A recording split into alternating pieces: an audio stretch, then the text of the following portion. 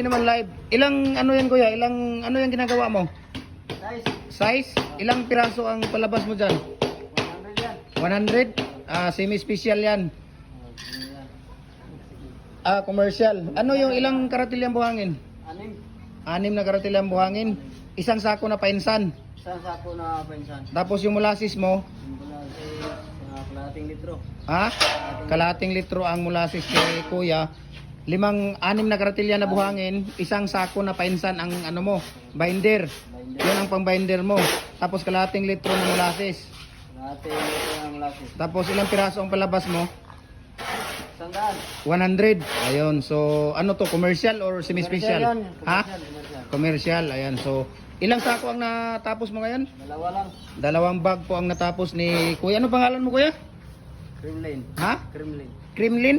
Apelido mo? Timbol. Timbol? Ayun, si Kuya Kremlin Timbol.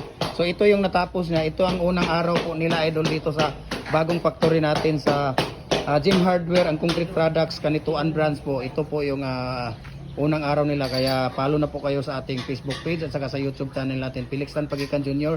at saka sa Gym Hardware and Kukulamber Balulang Brands, saka Gym Hardware and Kukulamber Tambo Magasandig Brands, at saka sa ating Instagram account Felix_Pagikan 2000 at saka sa ating YouTube channel Felix Tan Pagikan Jr. God bless ating lahat po.